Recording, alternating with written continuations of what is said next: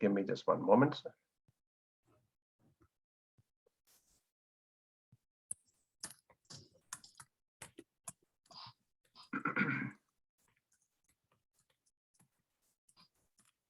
Good, let me share my screen. Is everybody able to see my screen? Yes. Awesome. Okay.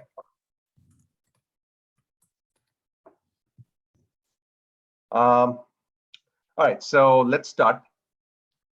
So today, let's talk about the earmarked fund process. Yes. We've had one presentation already on this, and there was some back and forth on when to use an EMF document, when to use a purchase order, and etc. etc. I thought let me start with some pointers and talk about what EMF is, what are the key differences between how the legacy LOC process was, and what this new process entails. And once we've had that, we can have a discussion. We can answer open questions, and then we can go through the demo, which we've already seen it once. But I can just break it down and go through different screens, and we can just have a open discussion on what is good, what is not, and as we go through the process, we will cover all of that. Just before we begin, we realize there are some glitches, some issues that have plagued this application. Yesterday, we were working on fixing one of those issues, which fortunately was fixed. And today, I believe users have been able to create the follow-on child orders successfully. There are a few other things which we are aware of and are working on that. So just be patient with us, and very soon we should have something out, an application with no bugs, hopefully. So the key pointers I was talking about was about what an EMF document is and what an EMF document is not. So EMF document is not a purchase order. It's something that will not go out to the vendor. So essentially, it is an internal document. The primary purpose, obviously, is to reserve funds by the vendor, by the funding source. And essentially, when we say we do it by the vendor and the funding source, it means when you create an actual requisition, it would result in a purchase order. And if you refer to this particular EMF document, it's going to ensure that it's for the same vendor, and the funding source is going to get copied over. So obviously, if you're creating a new requisition and you're referring an EMF document in it, that requisition, when it becomes a purchase order, would get sent to the vendor. The EMF document would just be a purpose of reserving the funds so that you can use it in the future. The key difference between the LOC and this process, it's the last bulleted point that I have. It is the first two lines, if you see. LOC process was being used as a means of sending it out to the vendor. So that will not happen with this. But everything else will be exactly the same, which means once an EMF document is created and approved, it's like a pre-approval for the following purchase orders, which are going to call off the EMF. So essentially, that means that when you create a child order or a purchase order with reference to an EMF document, it will not go for approval again. So that's already approved.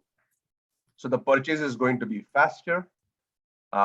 It's going to be less cumbersome. You create the requisition, you give the EMF document number and the line item, and the PO is out the window. And the last but one bullet point is, yes, it should be set up for catalog vendors only. If this is something that needs further discussion, we can do that. But at this point of time, that is the requirement, and that is what we have rolled out. So let me open the floor at this point to the people in the call. Anybody has any questions or any doubts, any clarifications?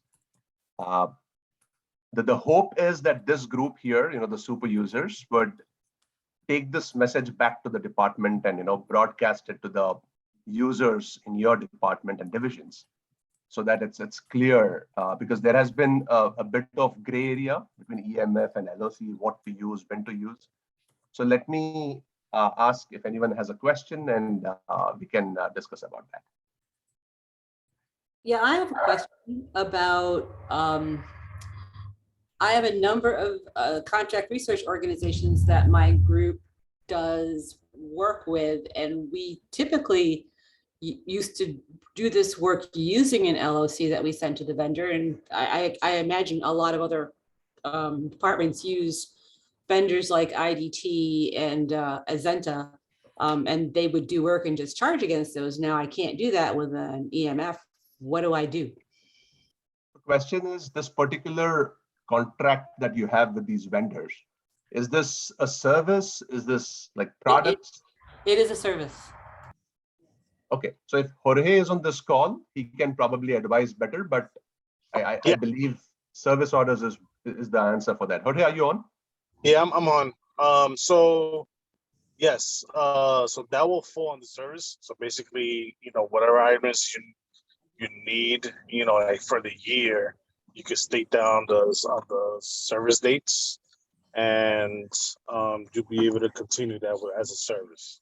I'm sorry, Jorge. Service dates? What do you? I'm not following. So when you're going to the service tab, there's gonna be dates for you to reference on there, and let's say you need to do like any type of recurring orders, that's not part of the catalog.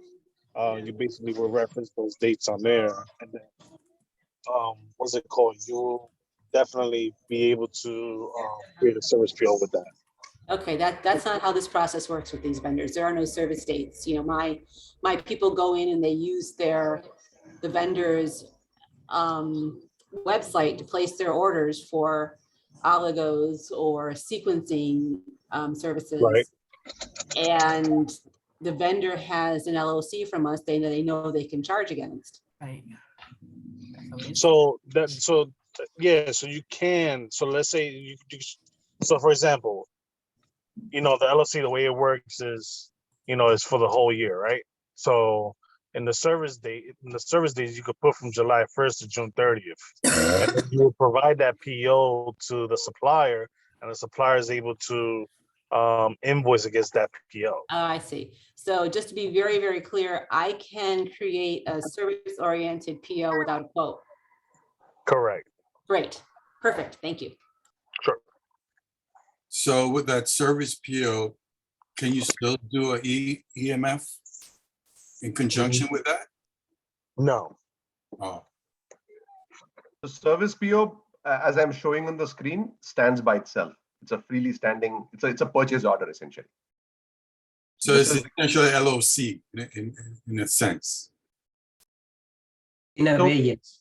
In a way, yes, but I would be very careful how you would use this, because A, I'm sure the purchasing department would be approving all of these requests, and B, they want to ensure that it is actually used for a services and not a means to just place a blanket order with the vendor for goods, and products, and then use the phone to place the order. So for that would be the EMF process. If you're ordering gloves on a regular basis or pipettes, that is high frequency, low volume. Right. That's why in the comment section, when you create the requisition part, you should be able to basically write in the say where it says description. You should be able to justify what's the reason for this, this service. And then the purchasing team will be able to approve that. So I have a question. Hello. Mm-hmm. So I'm reading Paveen put in a message stating LOC is a service. Create if I want to do an LOC for a service, I need to do a PO. Service. For example, Image First, it's laundry services. So I create the line of credit for the following year. Would I do it? I was gonna go into an EMF, create an EMF for it. Should I no longer do that? Yeah, I don't think EMF is the solution for that. So No, the EMF is question is not the this, right? solution for image first. For image first, for unisex, oncology supply, those are not for EMF.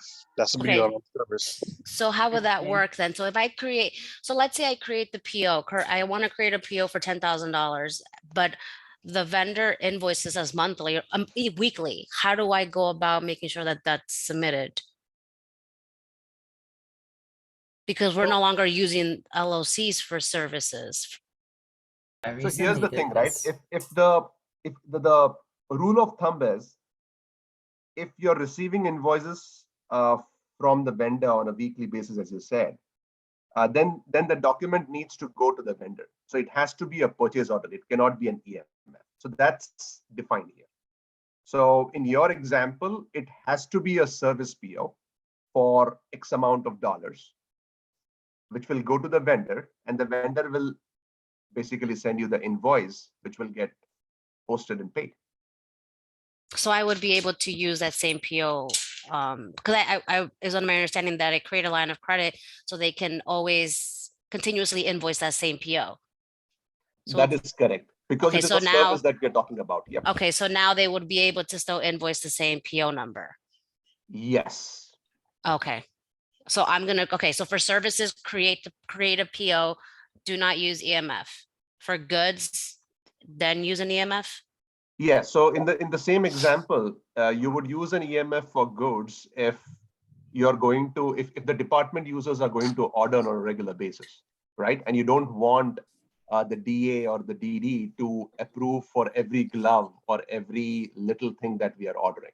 So for example, with WB Mason, if you set up an EMF for say $10,000, then the users for a given fund, for example, Mhm. then the users in the department can basically create a requisition, refer the EMF, and it will not go through approval and directly go to the vendor.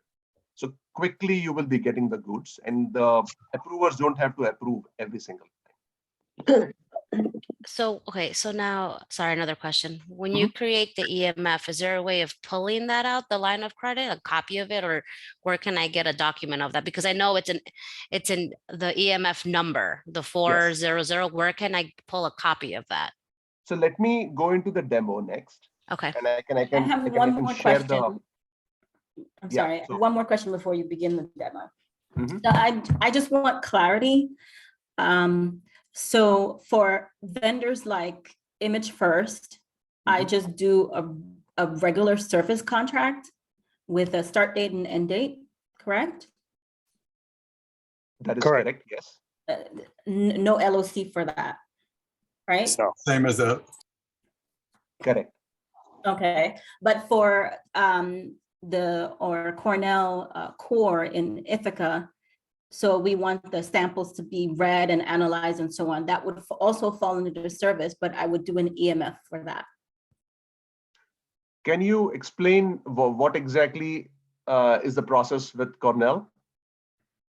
Oh, they're analyzing our data for us. And so today, were you using, I mean, previously you were using a LOC for that? so Correct. Oh. So I would just create a LOC for them so that people can send their samples. And as long as they have a PO, they would analyze the samples. So it, So- yeah, so For it's a them. service that they are providing, right? Mhm. So Cornell is. yeah, so in that regard, I would say it's going to be a service PO. Jorge, please add.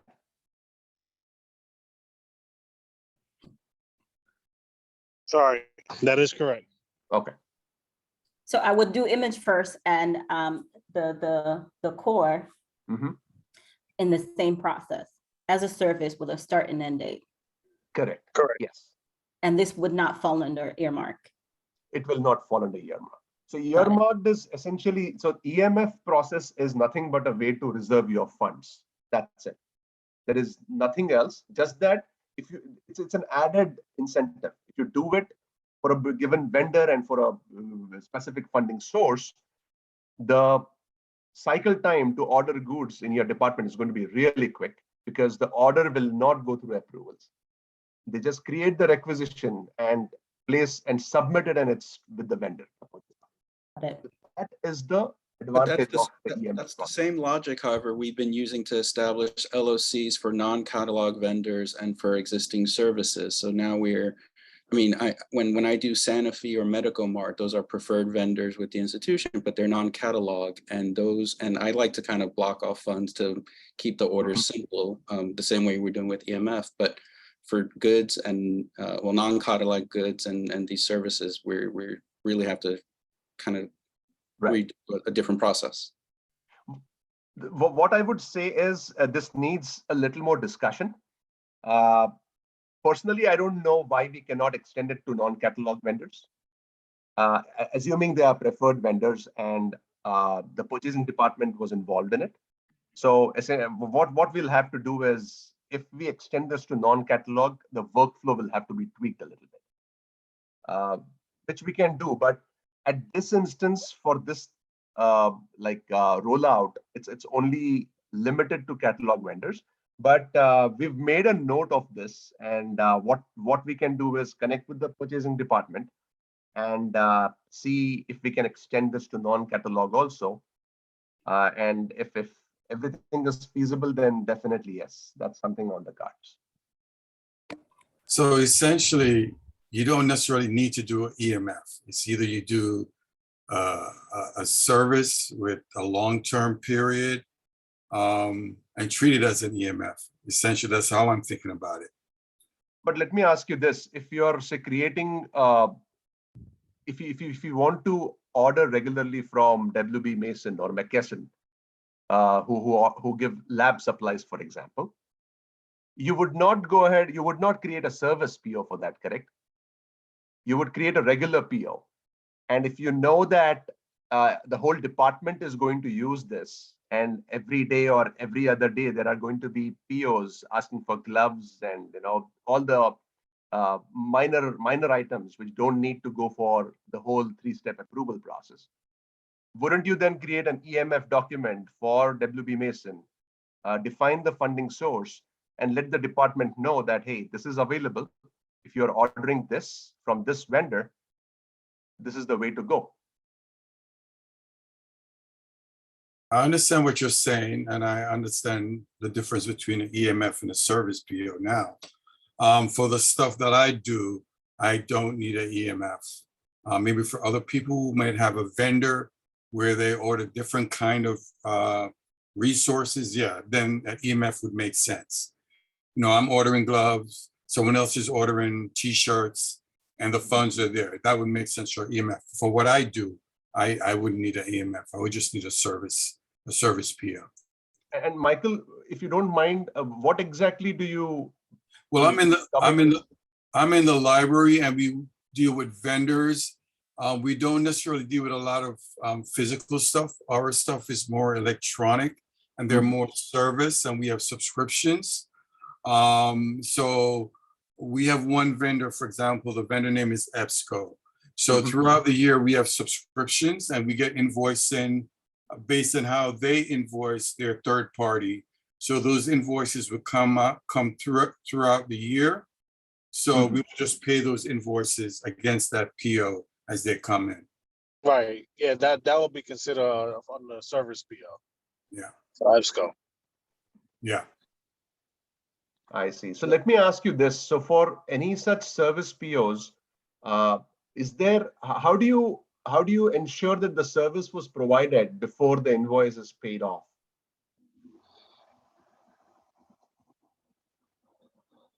Well, we have access to the resource. So, and we know that we have ongoing access. Once we know that we have ongoing access, I guess this is a little bit different from other kinds of goods and services.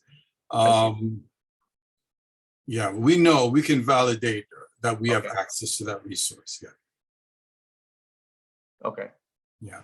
And even if it's a physical, sometimes we do get physical resources, but we haven't been doing like service POs for those. But if we were going to do that, we would not pay the invoice unless we verify the physical item is on my desk or came in the library before we would pay.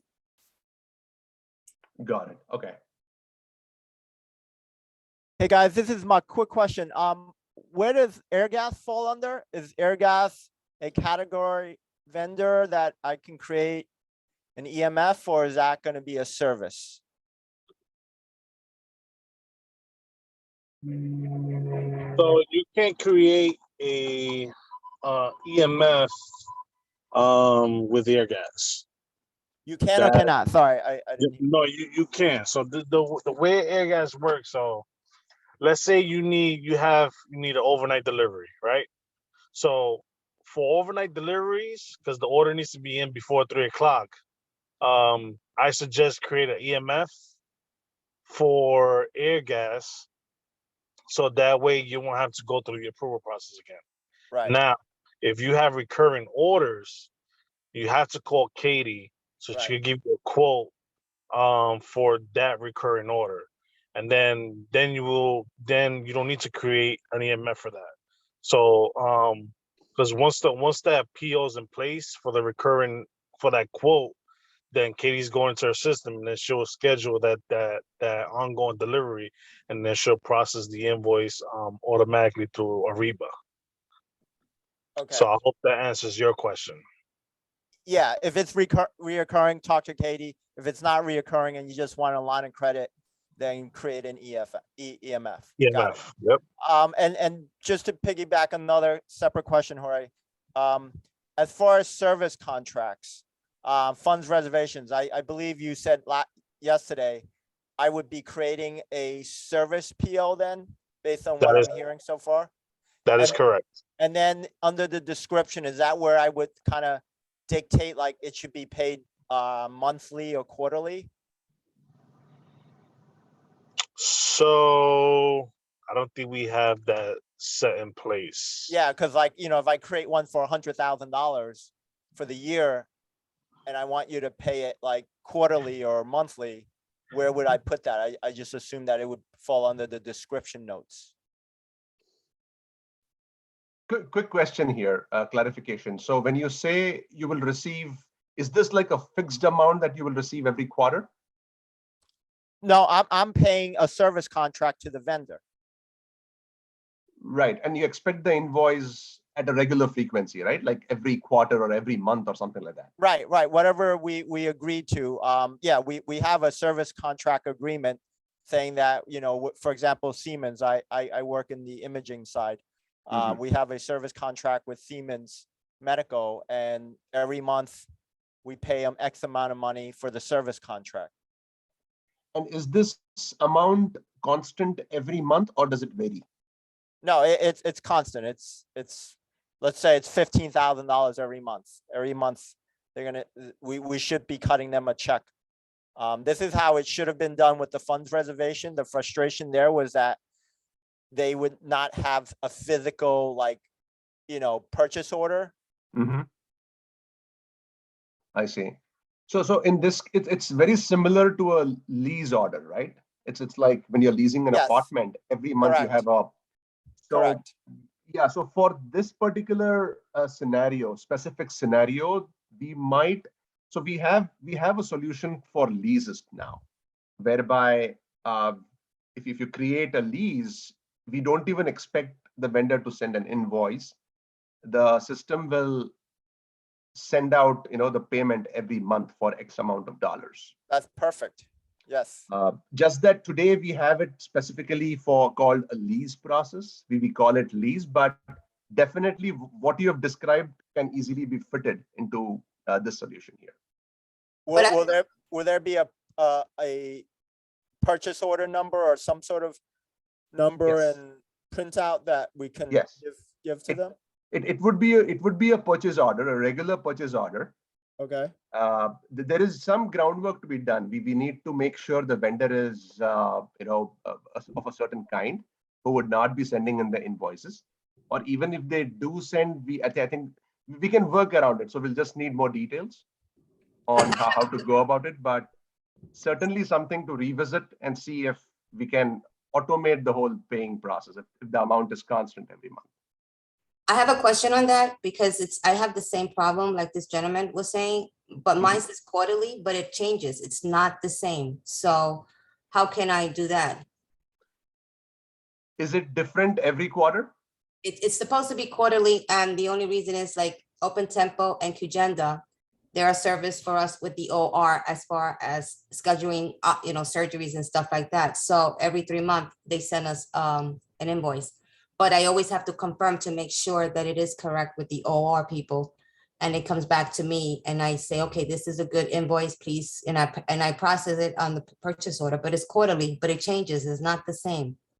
So two things, right? For the solution that we have in place for constant amount, which doesn't change for whatever frequency, monthly, quarterly, or semi-annually, I think it's already in place. But for something which is variable, like in your case, you said based on whatever service was provided, the quarterly charges are going to be different. Yes.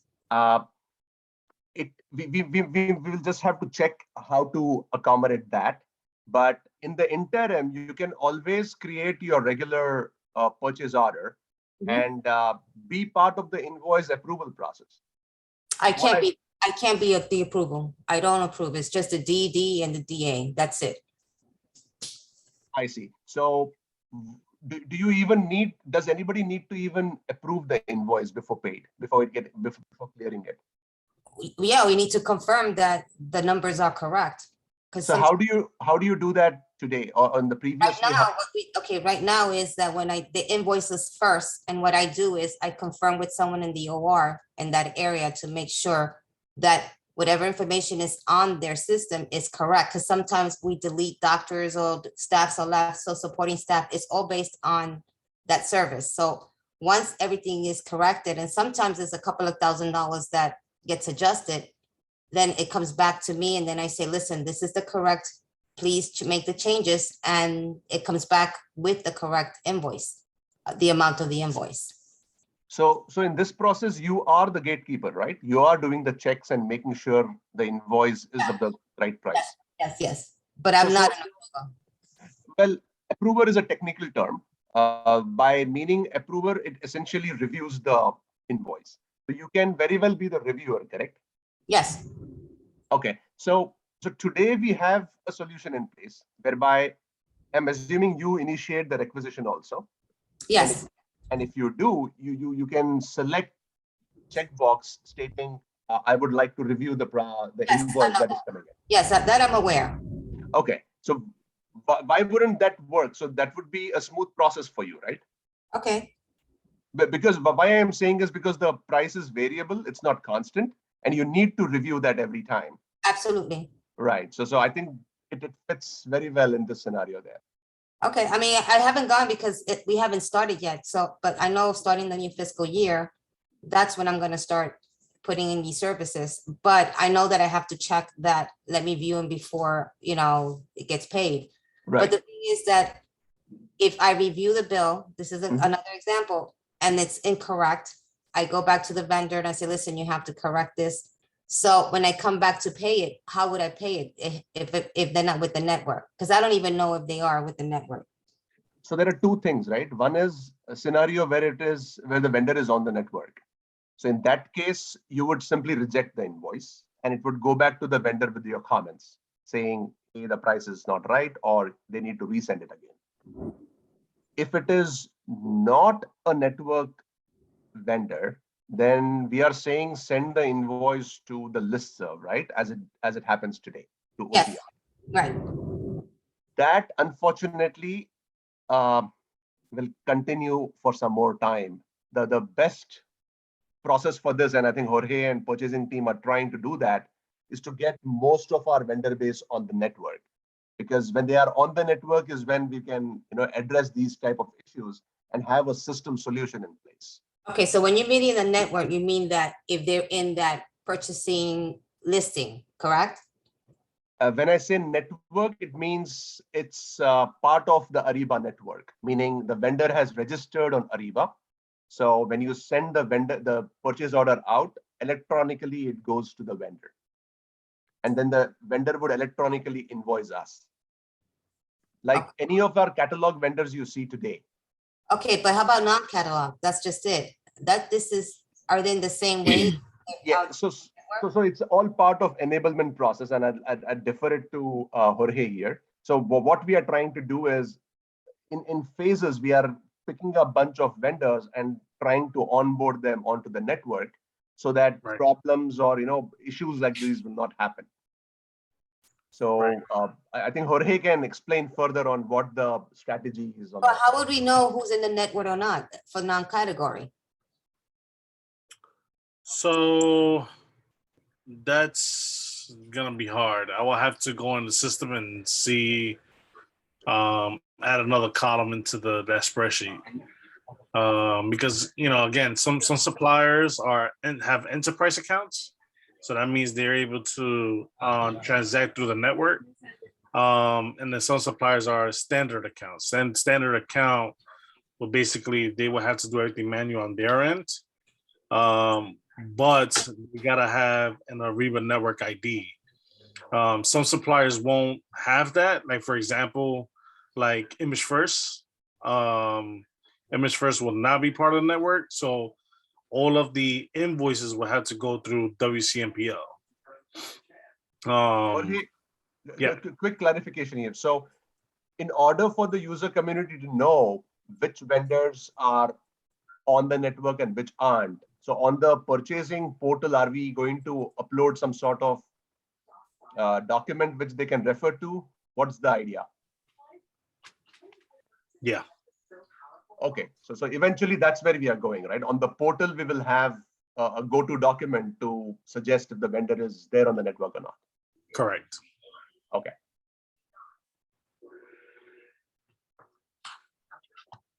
Sorry, who was asking that question? I didn't catch that. Let me please make a note of it, if you don't mind. But okay. Hey, Maritza. Okay, because as we evolve and we try to mature this process up, we will reach out to you because we need use cases like this to build processes around. Oh, So okay. this is really helpful. So anyhow, when it does, we'll get a list of saying who's in the network and who isn't. I think that is our goal, to publish a vendor file which has that clear information for you, like which invoices you need to submit to WCMPO invoice queue versus which will come through Ariba. I have a question regarding service orders and earmarked funds. Say in the event I'm in May, I created this service PO for the whole year, or I have the earmarked funds for the whole year. And so I'm in May, and we're like a month away from the closing of the fiscal year. And I realized that I don't have enough funds in those EMF or PO.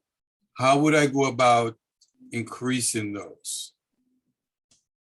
So if you could wait for another 5 minutes, I think this is a good segue into the demo. I can show you exactly what options are available in the system and what's not, and what's working today. So we definitely have a way of adjusting the EMF. Okay. Yes. So I can take you guys over how it works. So if anyone doesn't, if there are no more questions, I can maybe dive into the demo and we can continue our discussion there. So Michael, I will address your question in a bit. All right. So let's start with the EMF demo.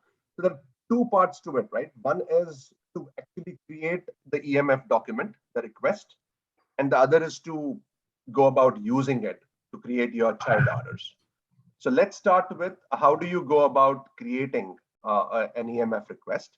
But even before that, where do I go to look for that? This is our standard, our WBG landing space. This is where you're gonna land up. And by now, I believe most of you are familiar, if not everyone, about the new purchasing tiles that we have here. And we have a dedicated tile just for the EMF, the earmarked funds reservation document. So this would be the way to initiate your process. And as with other e-forms, We have the payment requisition, the JVs, the T&D forms. The look and feel is going to be very similar. It's not going to be like what you see on the Ariba side. This is going to be a more towards like the e-forms that we have today. And the create earmarked fund request button is right on the top left-hand side. You do that. And because you're on the web, there is a likelihood that you may have a pop-up blocker or anything of that sort. So just be mindful of that. When you click on something, is it really opening a page, a new page, or does it just open a new tab? Things like that have happened in the past, so be mindful of that. Once this screen opens, it's a simple 3-step process. And the new word. You have the header level information, which asks you for specific details. Number 2 would be your what's funding this earmark. So that would be your funds and grants and how much dollar value do you want to put against each. That would be the place. Third step is supporting documentation. If there is any relevant document that you need to upload for the approvers or for anyone to look at, just from an audit standpoint, that would be a good place. It's not mandatory, but it's there for you to see. Let's just begin the process. Justification, I believe it's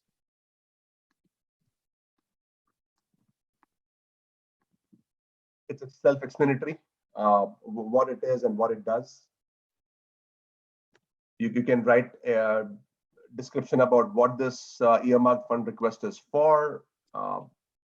Due date is defaulted, as you can see, to the end of fiscal year. If you are doing this in May, it's going to be the next year's fiscal year. You can obviously change it.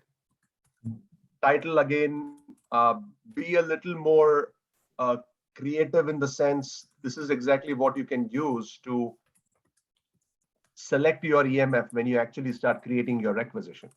So I'm just gonna put something in. Vendor, again, very simple. If you know the vendor number, great. If you don't, search bar, you can type in anything. The vendor shows up. So it's a very receptive, very responsive search function here. A GL code, and that's about it. So on the first screen, if you see, it's pretty simple, straight, not too many, not too noisy. Go to the next step. It asks for your funding source. I'm not gonna, we have limited time. I'm just going to plug in, make it very simple, just a fund. Say for $3,000. And as you can see, there are these default lines available. If there are more funds, you want to do split funding, it will start adding on those 3 default lines every time you use up one. Are you taking questions as you go or no? Oh, go ahead, sure. I was curious as to why the GL was on that first page. I figured it would be on the funding page. So for example, say you want to use multiple GLs, how would you go about doing that for a particular earmark? So I believe, yeah, good question. I think with the fund reservation, it's by the GL. Praveen, Radhika, leaning Yes. towards you here. Mhm. So the GL actually tells us whether you're blocking these funds for medical supplies or you're making this for maybe computer equipment, etc. So we wanted individual EMFs created based on the category or the bottom line is commodity. But, you know, if, let's say McKesson, I'm reserving funds for McKesson, I'm going to order vaccines, medications, supplies, you know, so, I mean, at the individual item level, I may adjust the GL codes, but at the fund reservation level, it like, is that going to create a problem? Yeah, unfortunately, the way fund reservation works is it has to have same GL for all the line items. But that's not So- practical. So would it make sense to redesign this? So you can have a fund and a GL, another fund, or the same fund with a different GL, as opposed to having a single GL at the very beginning? So the way I'm seeing this as it's designed now is that I would have to do earmark funds for each GL. I'd have to know in advance how much I need to break it out. Even though I won't be doing EMFs, but I'm just throwing it out for other people. Yeah, that's So- not practical to reserve, like I want to have my pot of money at 35,000 at McKesson to order as I need to. And when, again, individual items aren't going to be 630-100, some are going to be 630-350, et cetera. So under the side quest, we had to pick a GL, but at the shopping cart stage, I would just adjust the different items for the different GLs, and that's not You a can problem. still do that. Yes. So in here, the limitation is you choose one GL, but when you actually use this to create a child order, you have the ability to change the GL at that point. Please revise. Yep. And also, Actually, it was- yeah. Yeah, Go go ahead. ahead. So when we designed this solution, we looked at the existing LOC document numbers. Most of the lines had just one line item and one GL. So that's the reason why we went with this. But as Neil was saying, even you set it up against one GL on the screen. So bottom line is you're blocking the funds against the GL and combination of fund or WBS, right? But at the time of creating PR, and you wanted to change the GL, it's possible to change the GL. So I think it was Edgar who was asking this question. So Edgar, we'll do just that with this particular example. We go with lab supplies, non-patient care, and later on we can change it to medical supplies or something. I can show you how to. Hey, Neil, I just want to get clarification. You mentioned if we were creating one, let's say for the remainder of this fiscal year, is the earmark due date 6/30/2023? It's not 6/30/2022? Doing them for this year. You wait till next year to do the friggin' earmark funds. You Well- have the ability to change that. So this is the default. Right. No, but I'm asking if we wanted to create one for the next month. Yeah, that's- you. Yeah, 2022. it Okay. should not stop you. It doesn't stop you. Okay, no, I wasn't sure if we had to put 2023 as a default for this year. No, you don't have to. We just needed to default a date, and we realized majority of the LOCs that were being created were from May 15 to end of July for the next fiscal year. So we assumed that would be a 90-10 sort of a percentage. Majority of users will have the next fiscal year end, and we just defaulted it. So you can change it anytime you want. All right, thank you. Welcome.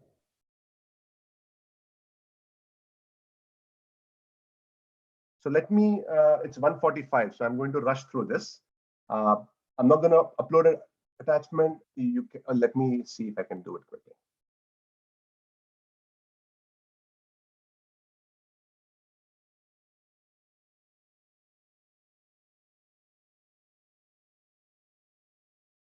It's a harmless document. Do we have to attach anything if it's just like a catalog vendor and it's No, $5,000? no, you don't have to. So it's just an added facility. If you really want to do it, you can do it. It's not mandatory. Okay. And Really? I'm going to submit. Somebody had a question? No, I think in the old system, I think if it's a certain amount, you're mandated to have a justification. $10,000 or more. Yes, a justification. So would this system prompt you if you say forgot to do that? So the old system never used to do that. I don't think it did. The new system, which is our Ariba system, that prompts you. This application doesn't, but we can make a note to see if that's doable. So since the EMF is only created for catalogs only, there's no need to prompt. So if you're over 10,000, it's fine. You don't need to add that letter of justification or sole source justification to it. Because those are all contracted vendors. So if it's a catalog, regardless whether it's 10,000 or over, you don't need a justification. No. Okay. Thanks, Jorge. Sure. So I've submitted this EMF document, and as you can see, there are two numbers that come up. The first, this number, the 2 series is the e-form number, the request ID, and the 422 is the main document, which is our earmarked fund document number. This is exactly what you would be looking for when you are creating a requisition. So let's get out of this screen here. And again, on the screen, you have this tiny button, which is essentially going to refresh the screen. And this is the one I just created. Pull me up. Awaiting approval. It will tell you the approval steps, who's supposed to approve it, and all that. So let me quickly go ahead and approve this particular EMF.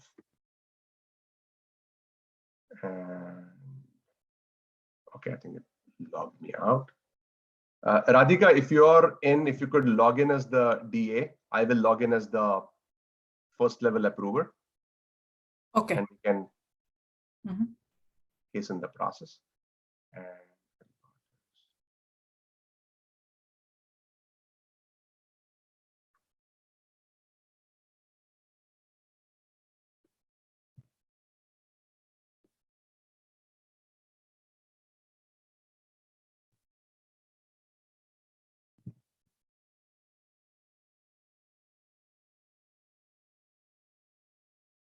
this is the approver I'm logging in as. Again, it comes on their landing page. There's a dedicated tile just for earmarked fund request approval. If not, you also will see it in the to-do.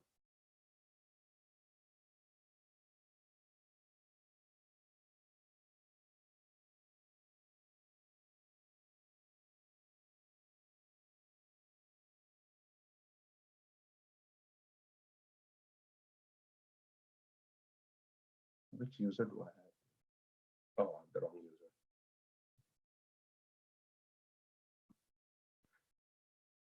One second.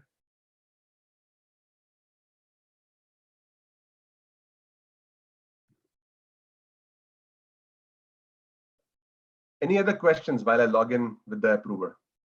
Good time to ask.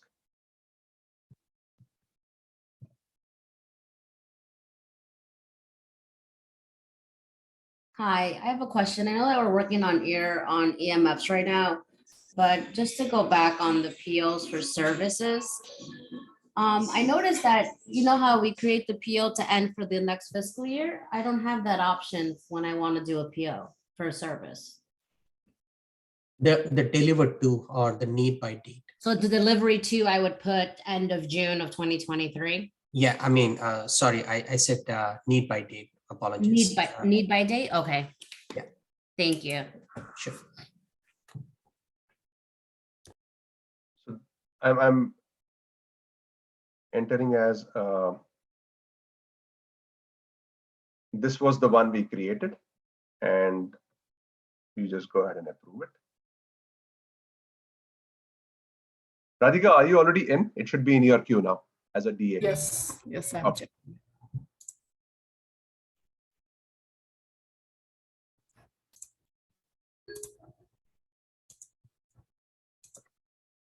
Okay, it's approved. All right, thank you.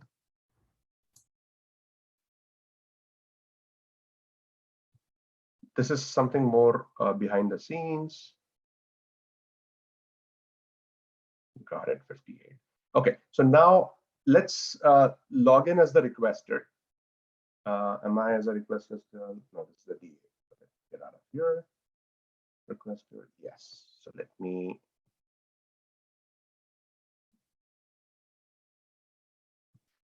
So I am going to log in as a regular requester who wants to use this EMF document.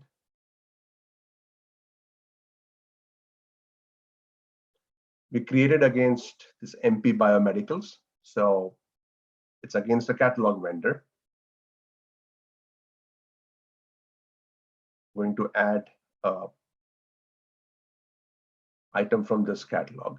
And when it comes time to define the funding source, I'm going to look up for the EMF document that we just now created.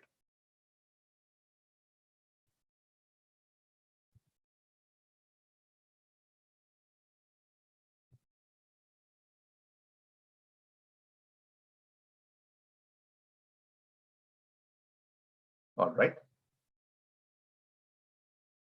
As you can see, we have two fields here, earmarked funds document and earmarked funds line item. Let me go to the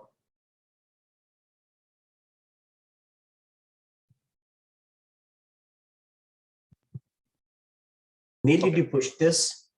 Oh, yeah, I did. Yes. Okay. So I mentioned about naming giving a good title name. So that will really help you pick it up from here. I just put something up, I got it. If not, you can always go by a full search, and you can always look that up also.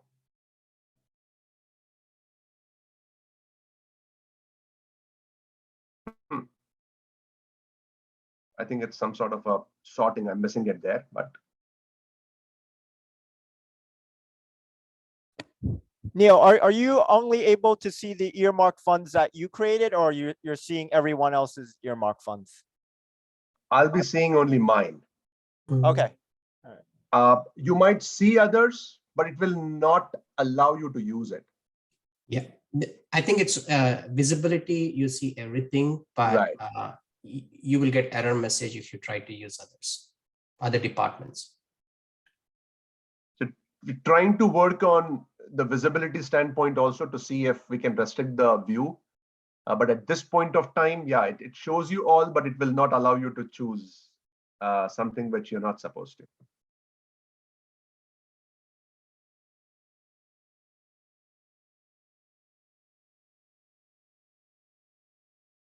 Pull me up. That's it. So I don't need to give anything else. And to Michael's question, or was it Edgar? Let me use a different. Let me use medical supplies. And it allows you to use a different GL at this point. Great, thank you. Yep. And that's about it. So it's as simple as that. You go ahead and submit it. And you can't split GLs at this point. You can. So what happens is you just have to, let me go down here. Let me go to edit. Yes.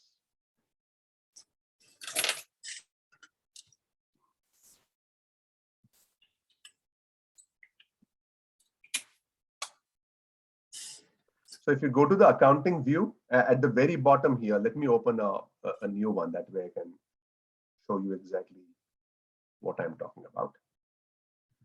So if you know that your EMF has a split accounting, a little change is you need to select that ahead of time. Like when you go to the accounting view and before you add your EMF document number, you basically go to the accounting view and choose split accounting. And after this, you essentially do the same thing. You choose your earmarked fund document number, and then you select the corresponding line, and that's about it.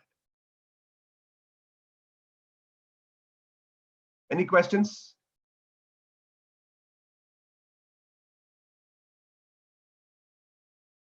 I think someone had a question about adjusting the. Yes, that was me. Yeah. Okay.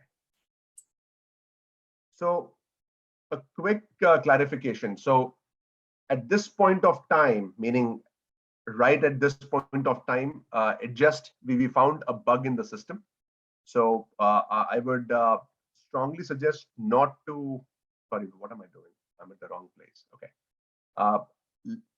Let me show you exactly what will happen. So I have an approved EMF, and I would like to now change this EMF to, say, increase from $3,000 to $5,000.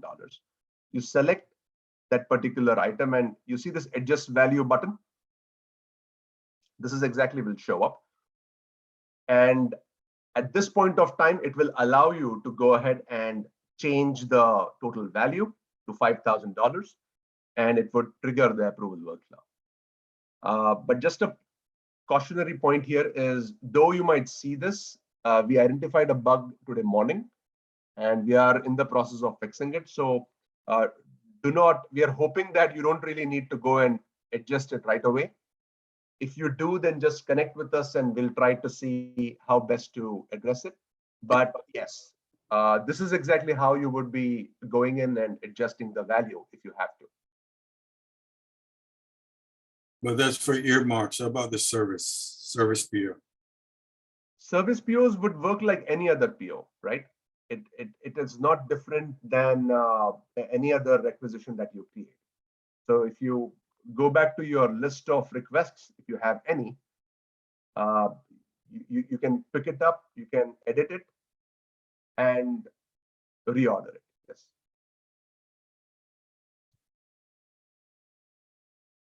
So that doesn't change. So that's like your any other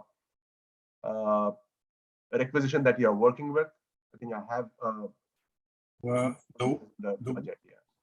yeah, the way I had to do it, there was a special form that I had to fill out and submit that, a PDF, in order to get the PO increased. That's how I did. So no, not anymore. So that particular process now is all in the system. So Okay. all you do is you go to the PR, you edit it, and post approval, it gets updated automatically and gets sent to the vendor. Okay, but it still has to go through the approval process, right? That is correct, yes. Okay. So what you were doing with the PDF and getting offline approvals, that will all be part of the system now. Okay. I just have a question on that though. If a purchase order has been created and you find out the funding is, the purchase order is almost depleting and you want to increase it, like he was saying, the old way we used to send you this notification, we had to print it out. So you're telling me now we have to do it through Ariba? Yeah. And what way? The same way that we do the JV? The same way, well, I will not compare that because I'm not very clear on that JV process. But what you would do here is, if a given PO needs to be changed, you go to the purchase requisition that initially you had created. Can you just backtrack so we can see it again? Yeah, can we see that? Because it'll be great. Right. So what you would do is you would go to your requests, and I'm not sure if any. Okay. So assuming this is the PO 411868 that you want to change, you go to that particular purchase requisition. You change this particular request. As you can see, changing the requisition will generate another version, which is exactly what you want to do. So I am okay with that. And I would like to change the quantity to 5. Now what it would do, it increase the amount and you would submit. And the same version, if you see this, it says version 2. Will be routed for approval, and once it is completely approved, the same PO connected to this original purchase requisition will get updated and get sent to the vendor. So Neil, you want to open the line item as well? I mean, I'm sorry, but before we used to put a value and not a quantity. So how can we put a value and not a quantity? Yeah, open that and change the amount, not the quantity, I guess. Yeah, it should be the amount. It depends, right? If it's a product that you're ordering, the price may not be. If it's like, say, a catalog item that you're getting in, you cannot change the price. So it has to be the quantity. I think Service PO. Oh, for the service POs? Yeah. For the service POs, it has to be the price. The quantity will always be 1, I believe. We're bouncing off, guys. Okay. So yes, so I chose a PO. Let me see if I can. Okay, I think the echo has stopped. So if it's a product-based PO from a catalog, then yes, for any kind of such changes, you will change the quantity, as in this example. Okay, But if it is a describe requirement or like a service PO, then yes, obviously you will change the price, and it will the same process, but it's but how can we change the price? Because right now you're showing me the quantity. So yeah, Neil, can you set up a quick service order? I will remove the approvals and we'll change it.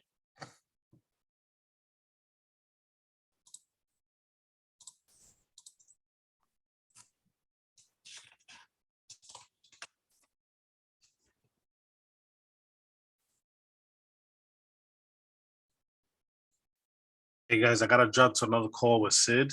I'll be right back. Thanks, Jorge. Yeah, this is Lucy. I just want to let everybody know we're going to have a service order demo probably next Wednesday. So, I think after this last question and demo, let's table this because we're now over 2 p.m. Thank you. Thank you, Lucy.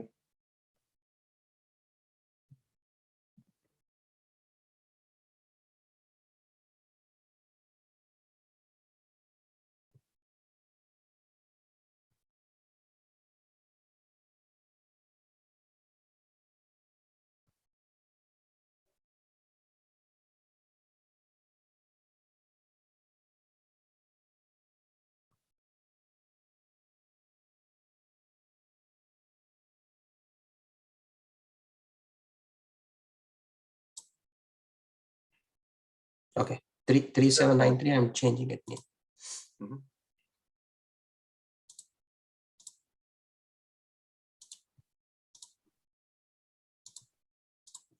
Okay, done. Refresh.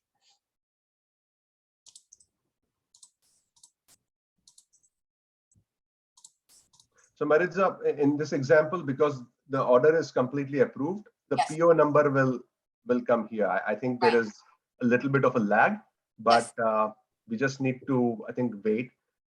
Yeah, I see the PO. Refresh. Ordering. Okay, it says ordered, and this is the PO. So okay, let's just wait for this to change. So as I said, in real time, it's going to take some time to just refresh and update that. Okay.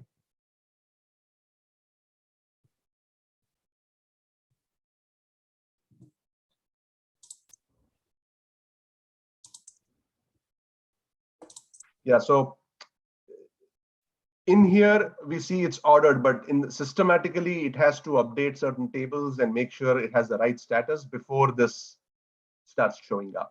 So because the PO needs to go to the vendor, so there is a little bit of a lag, and basically you do a change request and the amount would be right here, the expected amount, which would be changing. Let's see if it's showing up now. Go from the BNI. I mean, just for demo sake. I see a change button there. 3889, right? Yeah, 3793 PR.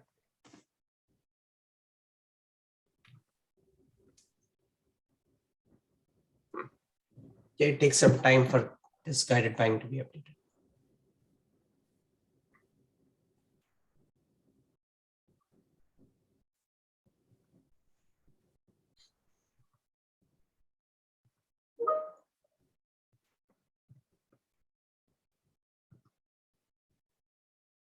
So you see the change button here, Maritza? Yes. So this is in the back end though. So you will have change request activated even in the guided buying portion part of it. And you can go in here, edit. Want to make it 2000. Okay. Submit. And there is a, okay, I didn't change everything. You have to change both fields. Yeah.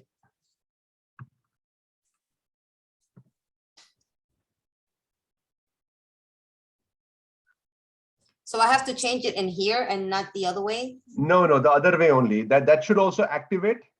That should also tell me I can change it there then. Yes. Okay, It's it's just just, taking time. Yeah. So exactly the same way. You would go to guided buying, you would go to your requests, and you would pick it up. And as you can see, it shows version 2. And once the request is processed,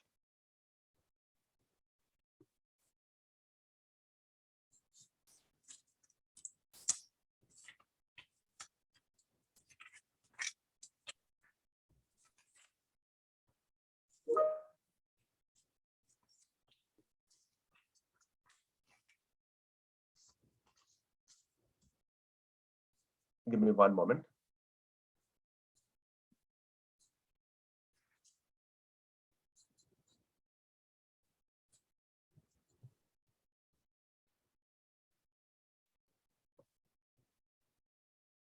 Okay, so this is another way of doing it, but let me test this once, and but it should accept it from here.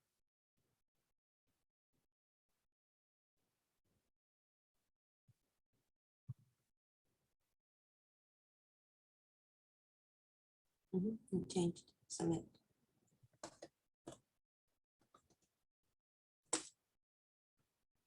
Okay, so there is some problem going on in this PR.